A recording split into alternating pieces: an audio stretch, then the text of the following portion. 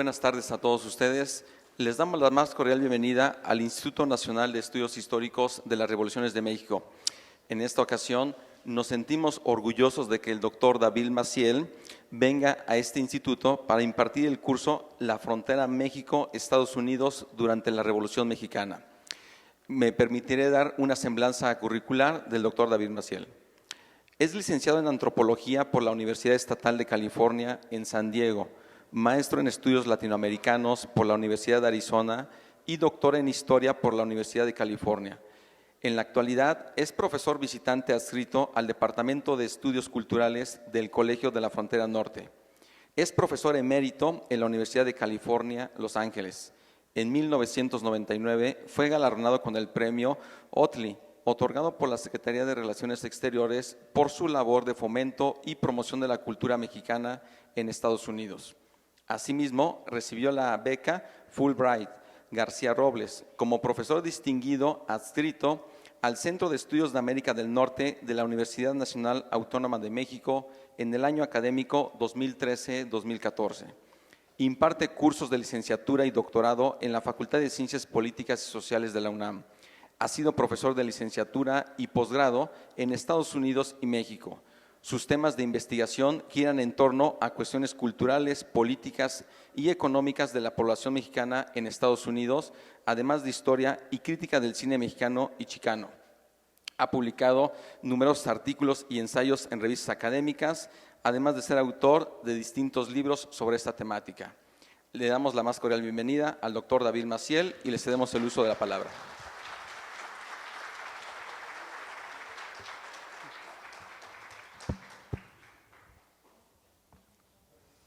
Pues muy buenas tardes y bienvenidos a este modesto curso, que como ya saben el tema es la frontera México-Estados Unidos durante el periodo de la Revolución Mexicana.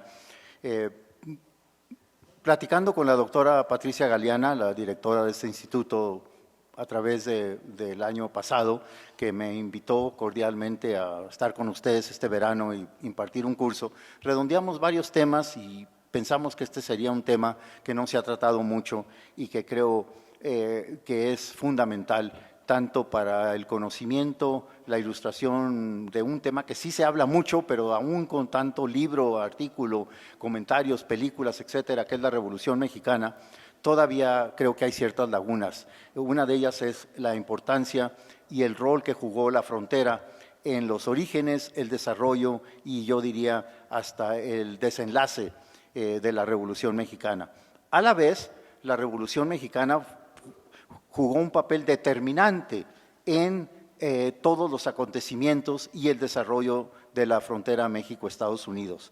Entonces, este curso va a tratar de esos temas y muchos otros. Va a tratar de temas que también no se asocian mucho con este periodo o con la Revolución Mexicana, en el sentido de que generalmente cuando se estudia la frontera, por los investigadores mexicanos, y me parece pues lógico, pero a la vez que hay una falta de visión, se estudia del lado mexicano la frontera México-Estados Unidos, y yo creo que ahí se pierde mucho, porque la frontera, como voy a exponer en unos minutos, es una unidad en sí, y si nomás uno ve la parte mexicana, está viendo nomás la mitad de la historia. La frontera se tiene que ver comparativamente. Yo, y no nomás hablo por mí mismo, sino muchos investigadores que conozco que se dedican a temas fronterizos, particularmente del lado americano, vemos que la frontera es una unidad en sí, que tiene más que ver con uno al otro que con los gobiernos nacionales. O sea que la frontera mexicana tiene más que ver con la parte norteamericana y viceversa que con el Valle Central de México o con Washington o todo esto. En sí es una unidad con sus propias características y también sus grandes diferencias del lado mexicano, norteamericano. Pero tiene más que lo une que lo separa en la frontera. Entonces déjenme hablarles un poquito cómo vamos a proceder en este curso para darles una idea de lo que vamos a hacer y luego ya me voy a meter al tema directamente. vamos a ver la evolución de la Revolución Mexicana en la frontera, tanto cronológicamente como temáticamente, pero también vamos a ver temas que propició la Revolución Mexicana, como las grandes migraciones mexicanas hacia Estados Unidos. La gran, digamos, época dorada, si la queremos llamar así, de la emigración mexicana masiva hacia Estados Unidos son precisamente las primeras 3 décadas del siglo XX. Gran parte de estas migraciones fueron resultado directo del caos, digamos, los factores que propició la Revolución Mexicana, que mucha gente huyó por su vida, por represalias, que de un ejército que perdía, de un bando que fue derrotado, etcétera, y la falta de oportunidades, que la Revolución Mexicana, como todas las contiendas, trae un costo económico muy grande. Y a la vez, algo que aquí no se relaciona mucho, es que a la vez que está pasando este trastorno económico en México, al lado norteamericano es todo lo opuesto en la frontera. Este es el periodo de gran auge de la frontera del lado norteamericano. Este es el periodo en que, por ejemplo, en el Valle Imperial, que está al fin de California, que es frontera con el estado de Arizona, se crea una de las zonas agrícolas y económicas más importantes de Estados Unidos, que es lo que le llaman el Valle Imperial.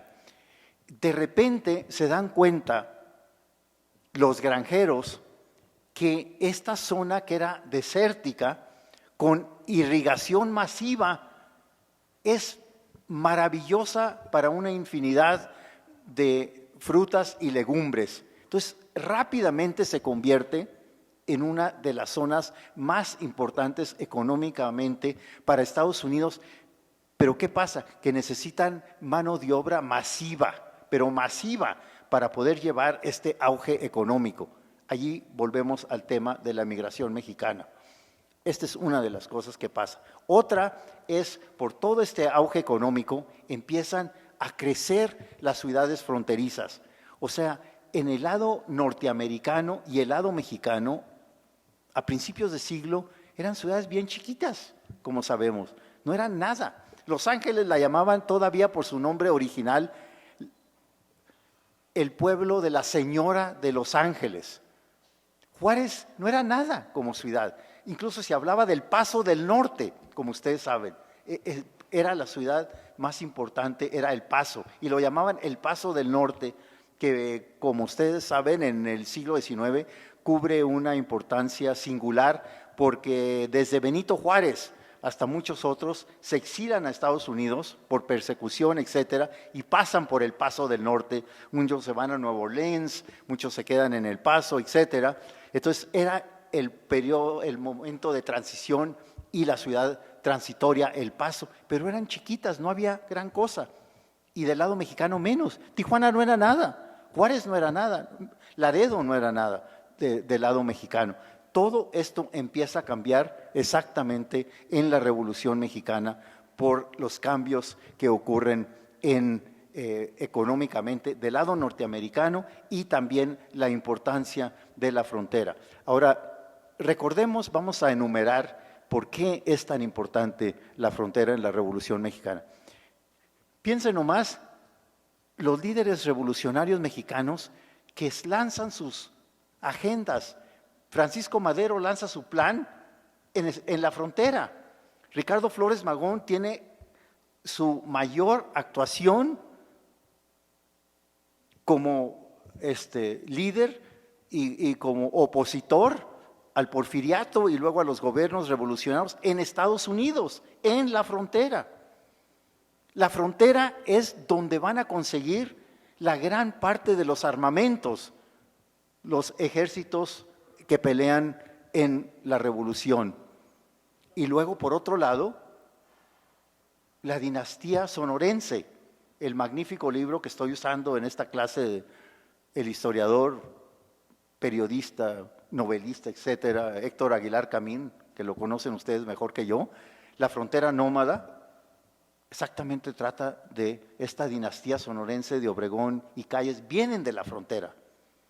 Entonces, nomás para nombrar unos ejemplos de la importancia de la frontera y el papel que juega la frontera. Otra importante aspecto de la frontera, que eso lo vamos a ver porque a mí me tengo como particular afinidad a la cultura. Muchos de estos emigrantes que se exilan o huyen de México, no todos eran jornaleros, como sabemos, no todos eran obreros. Muchos eran profesionistas, eran educadores, eran periodistas, eran gente de teatro. Cruzan la frontera, se establecen en el lado norteamericano y siguen su profesión. Por ejemplo, el gran periodo del teatro en español en Estados Unidos es precisamente en estas 3 décadas, porque muchas gentes de teatro huyen, pero encuentran que hay gran público para el teatro en español por todos los migrantes y que ya había una comunidad chicana, mexicano-americana, como la queramos llamar, allí, que estaban muy deseosos de cultura mexicana o de saber de acontecimientos mexicanos. Entonces, lo que hacen los teatrales, los organizadores de estos grupos teatrales, escriben sus obras reflejando la revolución y cosas que están pasando en México y tienen una aceptación tan grande en Estados Unidos que construyen casas de teatro en todos los centros de la frontera y tienen gran auge el teatro mexicano en la frontera en estas 3 décadas. Ese es un ejemplo. Otro ejemplo que ya lo vamos a examinar más a fondo, el periodismo. Los 2 periódicos en español más importantes en Estados Unidos que todavía existen, La Opinión en California y La Prensa en San Antonio, fueron establecidos, fueron fundados por emigrantes mexicanos, por periodistas mexicanos que huyen en estas cientos y miles de personas y, como les digo, continúan su profesión en Estados Unidos. Todavía La Opinión está en manos de la familia Lozano, del fundador del periódico La Opinión, que es el más importante periódico en Estados Unidos hoy día en español. Otra vez, emigrante mexicano que huye de la Revolución Mexicana, se establece y continúa su labor. Se habla mucho, por ejemplo, hoy día, de la diáspora cinematográfica mexicana. Todos ustedes ya saben que los últimos 2 ganadores del Oscar en Estados Unidos como mejor directores mexicanos. Ya saben, el director de Amores Perros y luego el director de Gravedad, ¿no? Los últimos 2 directores de la diáspora mexicana cinematográfica. Pero lo que se olvida uno es que las diásporas cinematográficas mexicanas no son de hoy. Incluso hay un investigador que desafortunadamente por razones de salud no terminó esta gran obra que estaba redactando, que él sostenía en su investigación que el periodo de oro de los latinos en la industria cinematográfica de Hollywood no es el momento actual, no es la época de oro de Hollywood, fue la época silente por figuras como Dolores del Río, como Ramón Navarro, como Gilbert Roland y muchos otros mexicanos que entraron en la época silente que ayudaron a el desarrollo del cine norteamericano. Para darles un ejemplo, como se acuerdan ustedes todos de Dolores del Río, que tuvo una gran ícono del cine mexicano, ¿no? Gran carrera en México, pero ya venía de superestrella cuando llegó a México a hacer cine. Superestrella de Hollywood, superestrella del cine norteamericano en estas primeras 3 décadas que también emigraron estos cineastas. Ramón Navarro, nada menos que Ramón Navarro hace el papel de Ben-Hur, la primera versión de Ben-Hur, o como le dicen en español, creo que Ben-Hur, ¿no? Pero bueno, ya saben ustedes todos, yo pronuncio como en inglés, no originalmente. nada menos que la gran película de acción, la gran épica del cine mudo norteamericano, nada menos que fue protagonizada por un mexicano, primo hermano de Dolores del Río. Entonces, ese es otro ejemplo de estos migrantes que no se comentan tanto como los trabajadores. O sea, que también la Revolución Mexicana impulsa a múltiples sectores de México que se establezcan en Estados Unidos y que incluso la gran mayoría de ellos, pero la gran mayoría de ellos, como lo han estudiado mucho los historiadores tanto de mi generación como las siguientes, se quedaron. Más del 90% de estos emigrantes nunca regresaron a restablecerse en México. Y no es por nada que también en toda la frontera de Estados Unidos es cuando se establecen las primeras colonias de pueblo de origen mexicano, como East LA, ¿no? El este de Los Ángeles, que era la más amplia, la más conocida, establecida por las olas migrantes. Chicago empieza a surgir en los 20 y 30 de comunidad mexicana, ya no fronteriza, pero primero se quedan en la frontera, pero por razones de mejores sueldos y de menos discriminación empiezan a emigrar a Chicago. No sé cuántos de ustedes saben que hoy día, después de Los Ángeles, la ciudad de más población de origen mexicano en Estados Unidos no es San Antonio, no es El Paso, es Chicago. Pero esto tiene sus orígenes precisamente en las décadas que vamos a estudiar. Ahora, yo voy a ampliar un poco el periodo que vamos a estudiar de la frontera y la Revolución Mexicana. Usualmente, la gran mayoría de la gente se centra en los años bélicos, ¿no? Los años épicos, del 10 al 20. Pues yo la voy a extender, porque creo que es una continuidad, en cierta forma, de muchos de los temas que vamos a tratar, y vamos a ver el periodo hasta el 40.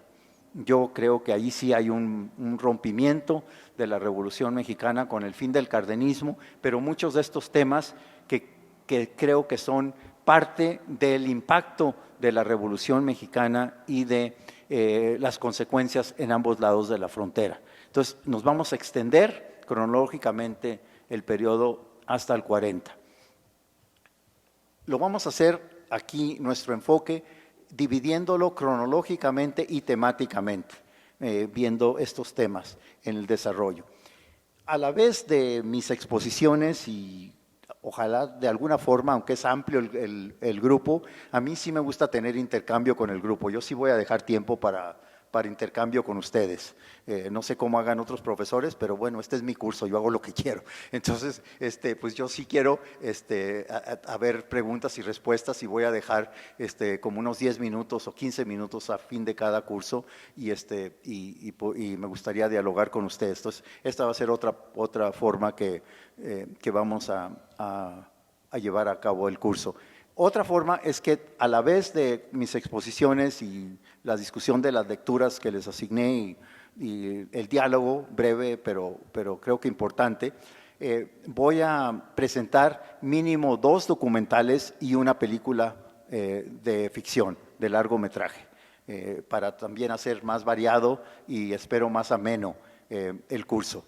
Hoy vamos a comenzar con un documental para como ponernos en el campo, ¿no? Así como empaparnos en no hay nada como ver la Revolución Mexicana, no nomás hablar de ella.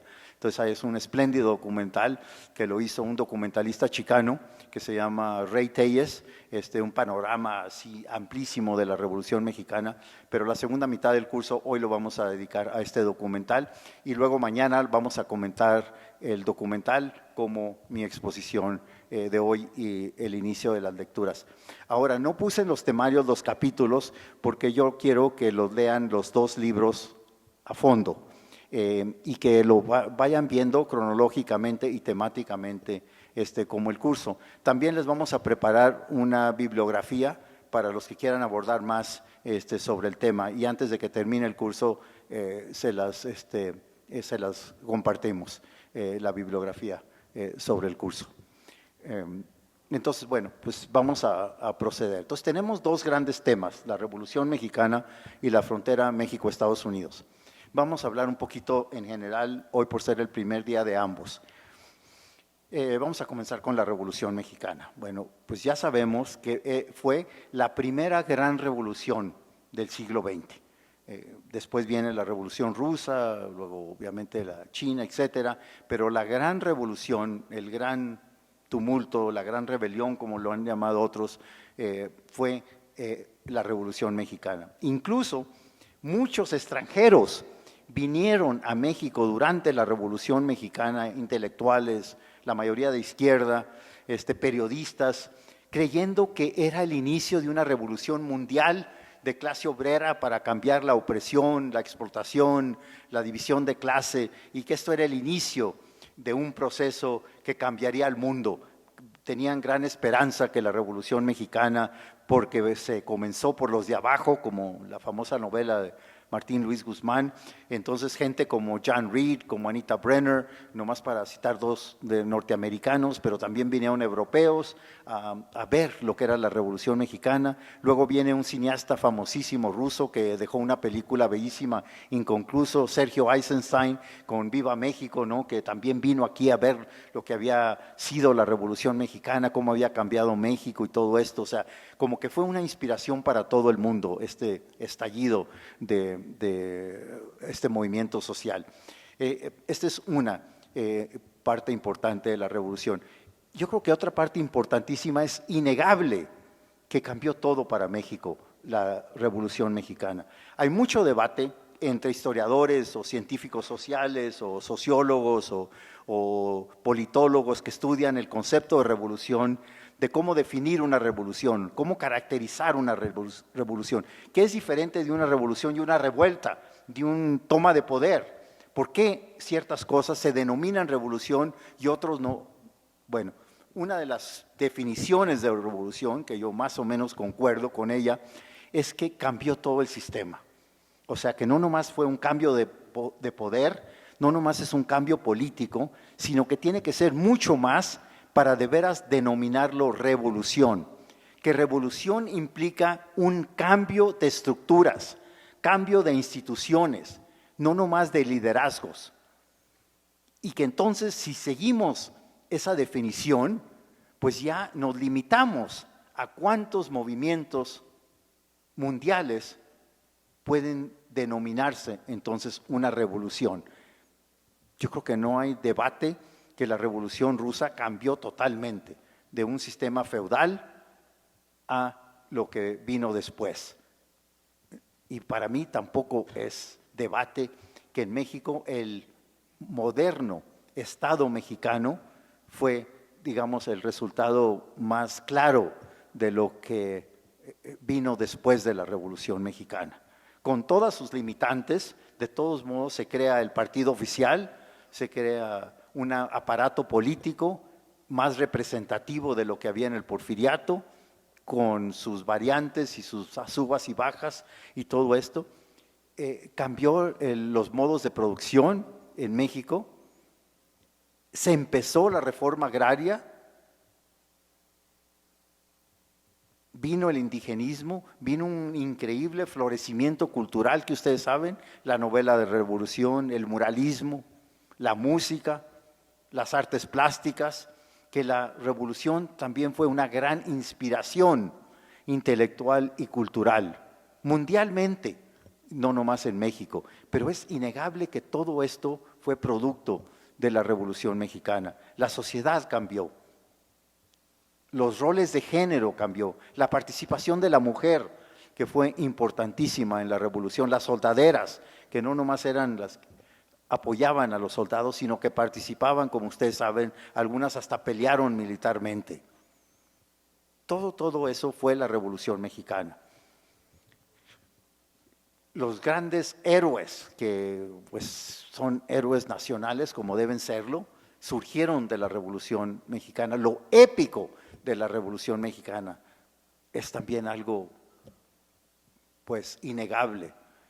Pancho Villa, Emiliano Zapata, Álvaro Obregón, Venustiano Carranza, Ricardo Flores Magón, etcétera, los intelectuales alrededor de la Revolución, Vasconcelos, Martín Luis Guzmán,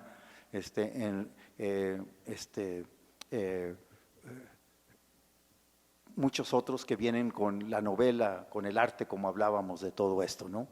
Entonces, esos son puntos importantísimos que, pues, yo creo que todos ustedes ya lo saben, pero que como los debemos de retomar y tomar en cuenta de que sí, en efecto, fue una revolución. Para mí no me queda la menor duda. Se ha debatido mucho, hay libros que lo cuestionan, unos que lo llaman la revolución interrumpida, como el famoso libro de Adolfo Gili, que él dice, bueno, que fue truncada, otros la llaman la gran rebelión porque la comparan con la revolución cubana y pues no son iguales, pero pues obviamente México y Cuba no son iguales, pero para mí que sí llena las características de que los grandes teóricos apuntan deben ser para denominarla y llamarla una revolución. No hay, yo creo que mucho debate que se crea el Estado que sigue en su actualidad mexicano.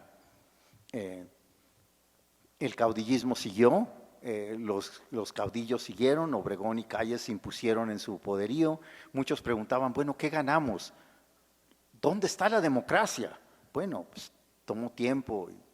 Sí, se impuso el presidencialismo que sigue actual en México y todo, pero bueno, hubo partidos, hubo debate, etcétera, que bueno, todo eso lo vamos a estar debatiendo aquí, sí que exactamente fue el resultado. O sea, muchos se hacen la pregunta, ¿qué ganamos con la Revolución Mexicana? Bueno, pues yo creo que muchísimo, absolutamente muchísimo. Claro, a un costo tremendo. Como ustedes saben, se calcula que más de 1 millón de personas murieron en la Revolución Mexicana.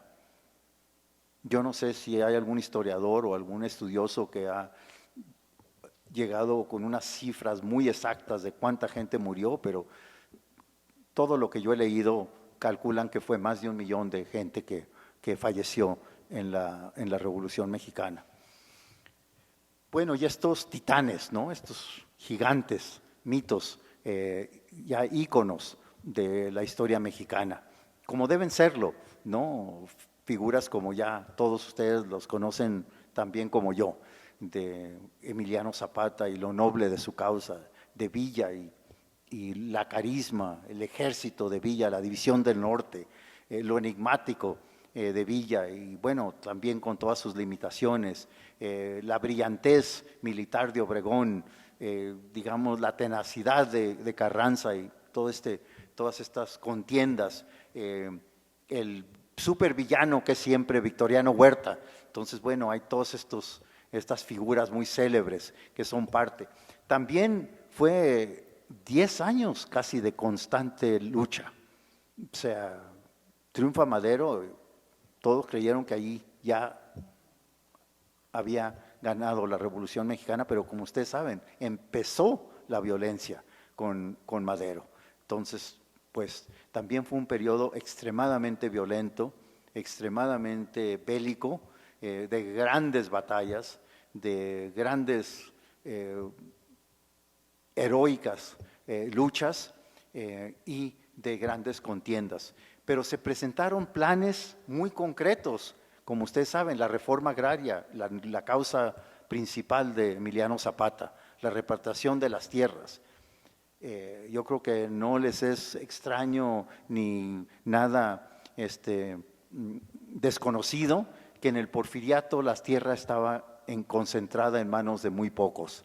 Hay una anécdota famosísima de los Terrazas en Chihuahua, que en una ocasión uno de los hijos de los hacendados Terrazas va shopping, de compras al Paso, y llega a una de las tiendas principales y había un nuevo joven que estaba atendiendo al público y entonces se pone a platicar con el joven Terrazas y le dice, usted es de Chihuahua, y se ofende el joven y le dice, no, yo soy Chihuahua. O sea, pues sí, los Terrazas dominaban más de la mitad de Chihuahua, y es uno de los estados, como ustedes saben, más grandes de México. Esa era la concentración de tierras en el Porfiriato. Eso se rompe y hay la reforma agraria con subas y bajas, pero sí se reparte la tierra en varios gobiernos. Obviamente el más acentuado en esta campaña fue Lázaro Cárdenas, que supuestamente repartió más tierras él solo que todos los gobiernos antes y después de él. Pero bueno, esto también fue producto de la Revolución Mexicana, ya que Lázaro Cárdenas sale de la Revolución Mexicana, pelea en la Revolución Mexicana. Entonces, pues esas son algunas de las cosas que tenemos que recordar de la Revolución Mexicana y lo que significó y la importancia de ella. La frontera, pasemos al otro gran tema. Como les digo, la frontera México-Estados Unidos antes de la Revolución Mexicana era una zona muy descuidada, muy poco poblada, de ambos lados. Era una zona de tránsito entre México y Estados Unidos, era el libre comercio, no se necesitaban visas, uno podía cruzar sin el más mínimo problema, no necesitaban pasaporte, no había control, no había la patrulla fronteriza, no había absolutamente nada, era una frontera libre en ese periodo. Y como les digo, hay que tomar en cuenta muy poco poblada hasta la Revolución Mexicana. Como les digo, Los Ángeles era una ciudad chiquitita.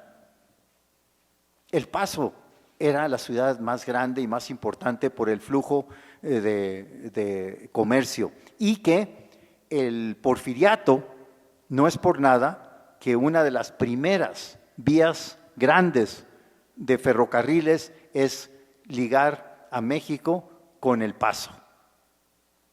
Y construyen esta gran vía de trenes para el intercambio y para, como lo veía Porfirio Díaz, que era importantísimo tener esta relación económica con Estados Unidos y que iba a ser a través precisamente de la frontera. Las relaciones políticas muchas veces se daban en la frontera, como sigue siendo en los días. La frontera también significa el choque, si lo queremos ver así, o el enfrentamiento de dos civilizaciones muy diferentes, que es la mexicana, latinoamericana y la anglosajona. Pero es donde se enfrentan del diario estas dos civilizaciones.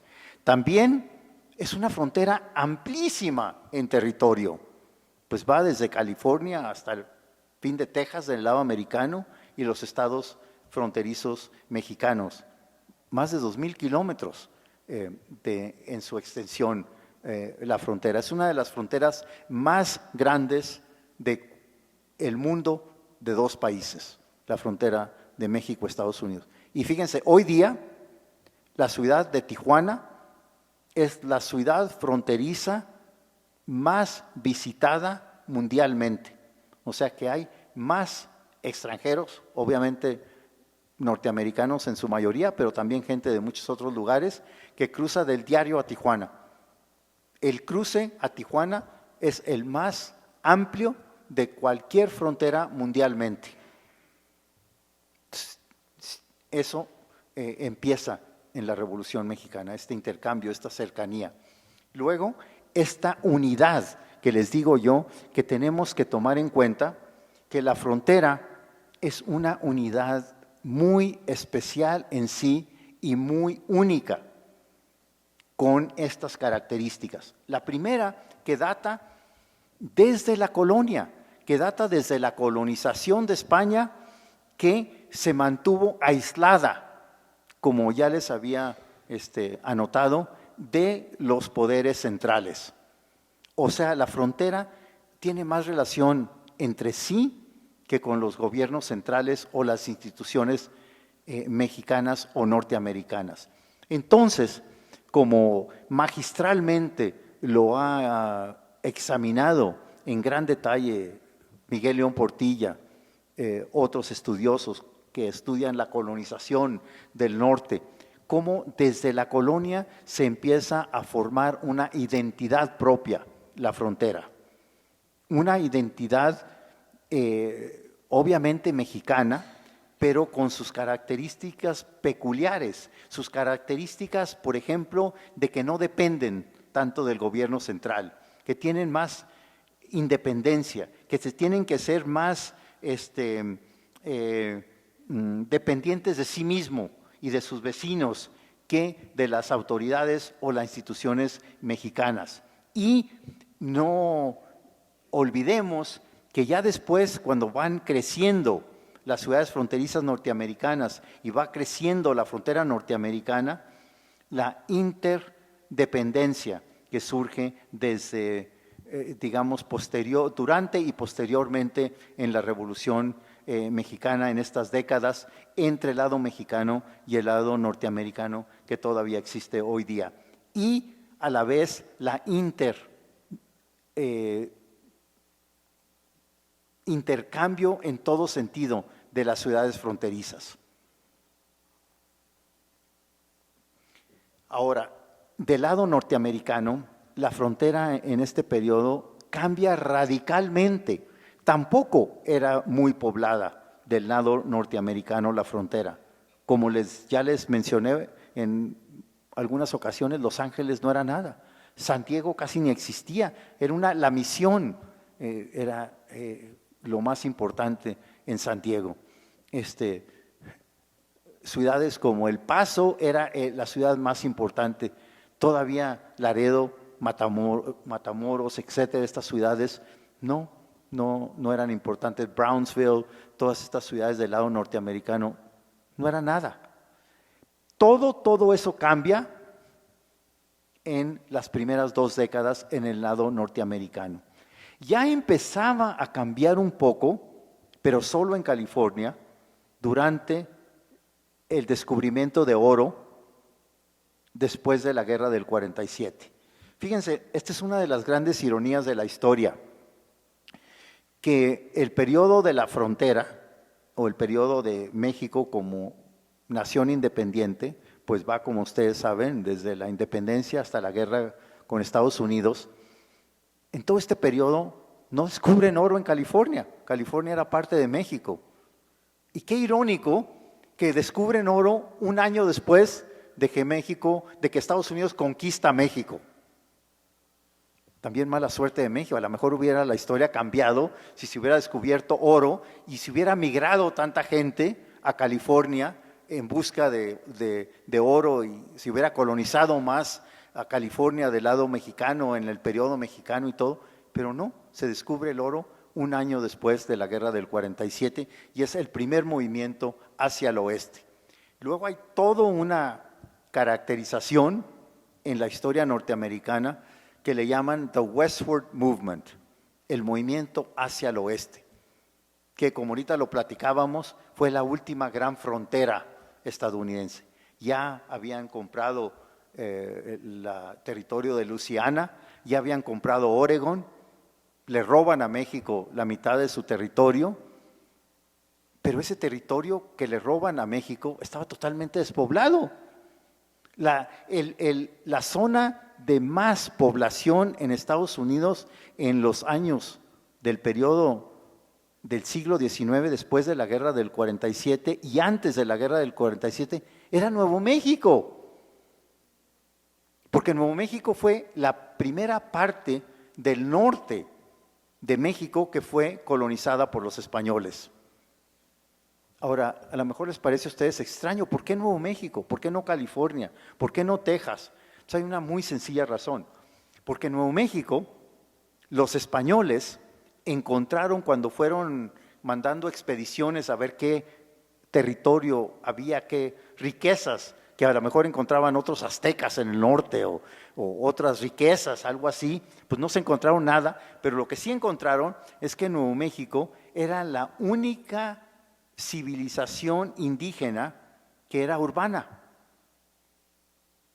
Todos los otros pueblos indígenas norteamericanos eran nomádicos, los apaches, los comanches, etcétera, no se establecían fijos. Pero los pueblos, y así los llamaron los españoles, sí eran urbanos y tenían su pueblo en Nuevo México. Todos los españoles creyeron, aquí vamos a hacer lo mismo que hicimos en México y en toda América Latina, encontramos trabajadores gratis, para nuestras iglesias, nuestras construcciones. Estos indios van a hacer lo mismo que han sido durante toda América Latina. Pues el jueguito no les salió para nada a los españoles. Los pueblos los derrotaron, los echaron de Nuevo México, tuvieron que hacer concesiones con ellos que todavía están vigentes, pero por eso Nuevo México fue el territorio del norte de México más poblado en la época de todo el periodo mexicano del norte. Los otros estaban muy despoblados, muy poca población. Incluso historiadores han anotado que si hubieran colonizado México más hacia el norte, a lo mejor la historia hubiera sido diferente. Por otro lado, cuando quiso poblar, colonizar México a el norte, hizo un error gigantesco que le costó la mitad de su territorio, que fue invitar a colonos norteamericanos a Texas y otras partes, creyendo que estos colonos iban a hacerse ciudadanos mexicanos, respetar las leyes mexicanas y que iban a ayudar con su mentalidad puritana de empresarial y todo esto a fomentar el norte, pero como buenos ciudadanos mexicanos. Un error gigantesco de los gobiernos mexicanos, porque estos colonos norteamericanos, yo creo que ustedes ya conocen esta historia, no tenían la más mínima intención de ser ciudadanos mexicanos, incluso no respetaron ni las leyes, ni la sociedad, ni la religión, sino todo lo contrario. Vinieron ya con la idea de separar a Texas de México, de crear unos territorios más para Estados Unidos. Y estas fueron las lecciones que les costó mucho a México entender y les costó parte de su territorio, porque estos colonos se rebelaron y, como ustedes saben, Texas fue el primero que derrotó al presidente Santana en la batalla de San Jacinto, después de que Santana había acabado con los defensores del Álamo, que se ha vuelto en uno de los grandes momentos de la historia norteamericana, de valentía, de heroísmo, de estos tejanos que pelearon hacia la muerte, sabiendo que no podían ganar contra el ejército de Santana, pero decidieron darle a Houston el tiempo para organizar y entrenar a un ejército que se enfrentara a Santana, y es uno de los grandes capítulos de la historia norteamericana que todo niño lo sabe, el Álamo, y hoy día en San Antonio existe y todo el mundo va a ver lo que fue el Álamo y todo esto. Y luego pues Santana, después de derrotar a los tejanos, ya creía que ya la había ganado. Y pues como sabemos no fue el mejor militar que ha tenido México, para nada. La batalla de San Jacinto duró menos de 20 minutos y no nomás lo derrotaron, sino acabaron con el ejército de Santana, lo capturaron. Esa es una anécdota así trágica y triste de Santana, que trató de escaparse y se vestía disfrazado de mujer. No le salió muy bien esto porque sus soldados lo empezaron a saludar. Entonces se dieron cuenta pues que obviamente que no era mujer y lo vieron más cuidadosamente y vieron que no era nada de mujer, lo capturaron y lo querían colgar por el Álamo y todo, pero Houston tenía una idea muy clara que le dijo a Santana: tu vida por Texas. Y pues Santana no titubeó por un segundo, ¿no? Entonces les firmó la independencia de Texas y allí empezó el destino manifiesto y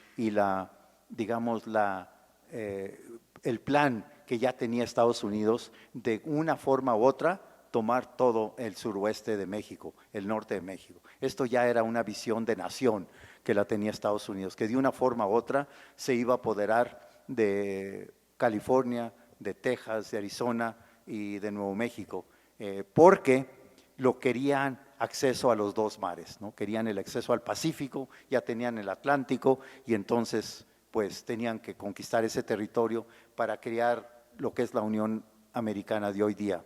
O sea, era muy clara esta idea que ya la tenían. Trataron de comprarla en varias ocasiones, México no la quiso vender.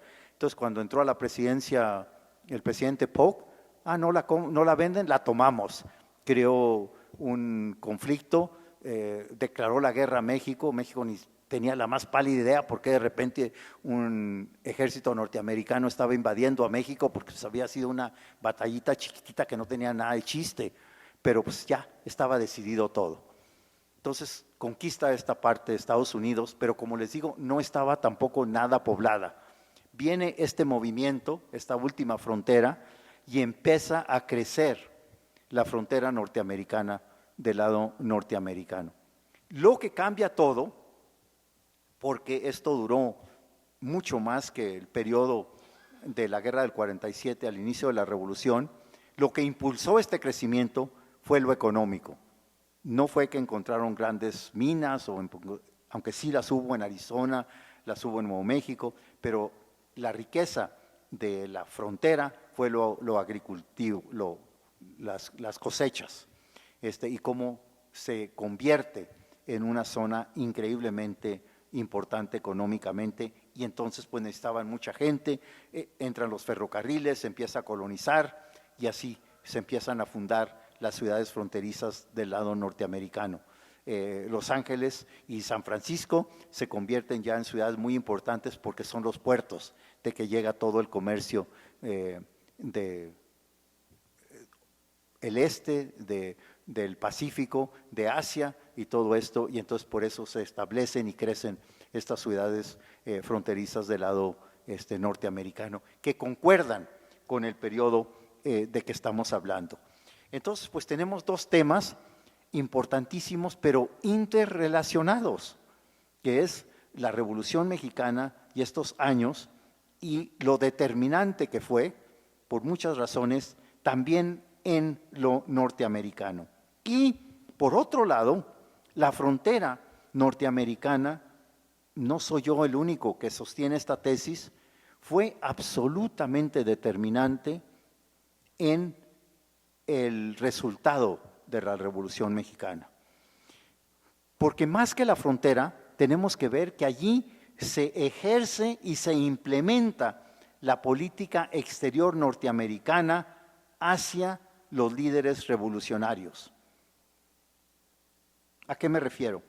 Pues que en cierto momento, me adelanto un poco de lo que vamos a ver después, Estados Unidos, cuando la batalla se desata entre las fuerzas de Obregón y Carranza contra Villa y Zapata, Estados Unidos está viendo todo con gran cuidado, gran interés, porque no quiere que pasen y se desborde violencia del lado norteamericano, y pues México era su vecino, querían un México estable, un México con quien podían negociar, fomentar sus exportaciones, su industria, etcétera. Deciden que Carranza es la figura que tienen que apoyar. Entonces, hacen muchísimo, pero muchísimo Estados Unidos para apoyar y ayudar a Carranza. Ahora sí no me adelanto con todo lo que vamos a ver después, pero nomás les advierto eso, que también la frontera es donde Estados Unidos lleva a cabo su política exterior hacia México. Los embajadores norteamericanos en ese periodo fueron decisivos también en resultados de la Revolución Mexicana y posteriormente. En la Revolución Mexicana, un tipo siniestro, pero absolutamente siniestro, Henry Lane Wilson, apoya a Huerta y le da el visto bueno para el derrocamiento de Madero. Va en contra del presidente propio de Estados Unidos, que no apoyó esta decisión, lo destituyó a Wilson, pero ya el daño estaba hecho. Luego vienen extraordinarios embajadores norteamericanos después, Dwight Morrow y Joseph Daniels, que trabajan muchísimo con los gobiernos de Obregón, Calles y luego Lázaro Cárdenas.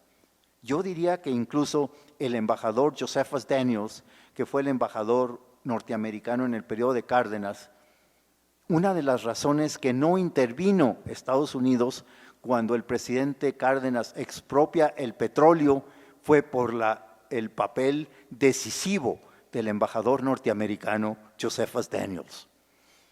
Entonces también la política exterior mexicana, donde se lleva a cabo incluso hasta hoy día, es en la frontera. Como los fronterizos mismos dicen, aquí es donde se dan las relaciones México-Estados Unidos. No entre el DF y Washington, sino en la frontera. Porque aquí las hacemos del diario, las relaciones de México-Estados Unidos.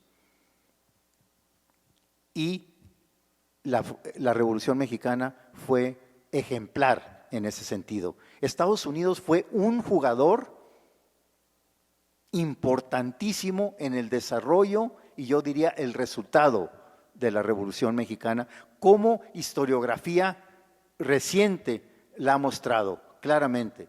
Hay un libro excelente del historiador John Hart que habla de toda la injerencia norteamericana durante los años de la Revolución, y no nomás en lo militar, sino en lo económico, en lo político, en lo social, en este periodo.